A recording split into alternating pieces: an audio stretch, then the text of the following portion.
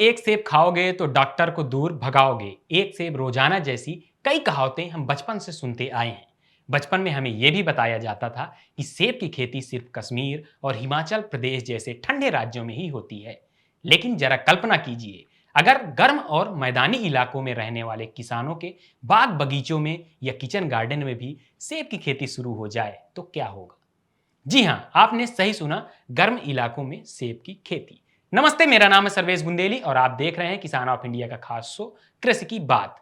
अब उत्तर प्रदेश, मध्य प्रदेश, बिहार, महाराष्ट्र, कर्नाटक, छत्तीसगढ़, पंजाब और हरियाणा जैसे गर्म और मैदानी राज्यों में भी किसान सेब की खेती कर सकते हैं। गर्म क्षेत्रों के लिए जिन किस्मों को विकसित किया गया है उनके नाम हैं अन्ना, डॉर्सेट गोल्डन, HRMN 99 यानी कि हरिमन 99, इन सेमर, माइकल, वेवरली हिल्स, पार्लिन्स ब्यूटी, ट्रॉपिकल ब्यूटी और पेटे गिल।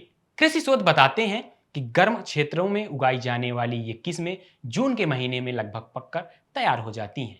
इनमें से अन्ना किस्म गर्म जलवायु में बेहद उपयुक्त मानी जाती है। ये जल्दी फल देती है और पकने के बाद गोल्डन डिलीशियस जैसी दिखाई देती है। इसका फल जून की गर्मी में सामान्य तापमान पर लगभग 7 दिनों तक सुरक्षित रखा जा सकता है, यानी कि सामान्य तापमान पर 7 दिनों तक इसका भंडारण किया जा सकता है। अगर आप अन्ना किस्म की बागवानी करना चाहते हैं तो एक बात का विशेष ध्यान रखें, डॉर्सेट गोल्डन किस्म के पौधे बीच बीच में जरूर लगाएं।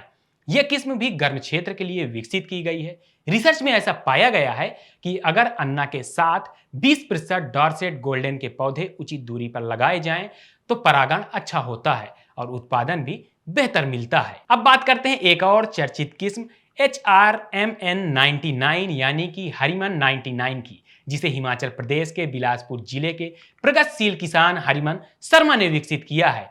इस किस्म को विकसित करने के लिए और खेती किसानी में इस योगदान के लिए इन्हें पद्मश्री सम्मान से भी सम्मानित किया जा चुका है। हरिमन 99 किस्म 40 से 45 डिग्री सेल्सियस तापमान में भी फल दे सकती है। इस बात का ध्यान रखें कि बारिश के मौसम में जरूरी है कि पौधे की जड़ों के पास पानी जमा ना हो, क्योंकि यह किस्म पूरी तरह से गर्म क्षेत्रों के लिए विकसित की गई है। अगर पानी इसकी जड़ों में 24 घंटे से ज्यादा रुकता है तो पौधे मर सकते हैं। अगर हम इन किस्मों के पौधरोपण की बात करें तो किसान नवंबर, दिसंबर और जनवरी में इन किस्मों को 5 गुणे 5 मीटर की दूरी पर लगा सकते हैं, यानी कि 5 मीटर पौध से पौध की दूरी और 5 मीटर लाइन से लाइन की दूरी होनी चाहिए। ध्यान रखें कि नवंबर से जनवरी तक पौधों की लगभग 70% पत्तियां गिर जाती हैं। यह पौधों की एक समान प्रक्रिया है। इससे किसान साथियों को घबराने की जरूरत नहीं है। कुछ ही दिनों बाद, हफ्ते 2 हफ्ते बाद उससे नई कोपलें निकलना शुरू हो जाएंगी। इन किस्मों में कटाई छटाई का एक विशेष महत्व होता है, जिसे वैज्ञानिक भाषा में हम प्रूनिंग कहते हैं।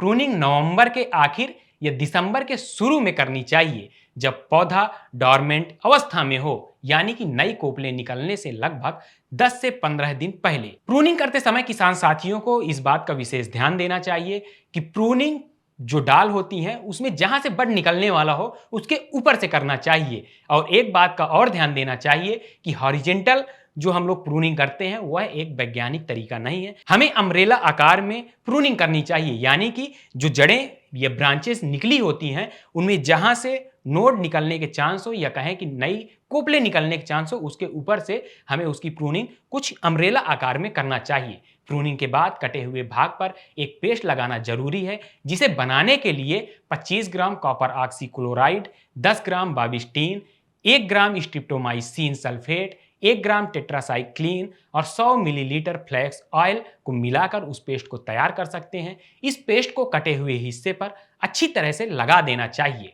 इस पेस्ट को लगाने से पौधों को संक्रमण से बचाया जा सकता है और नई शाखाओं की बढ़वार भी तेजी से होती है। प्रूनिंग के बाद कुछ हफ्तों तक पौधों की सिंचाई, पोषण और कीट प्रबंधन पर विशेष ध्यान देने की जरूरत होती है।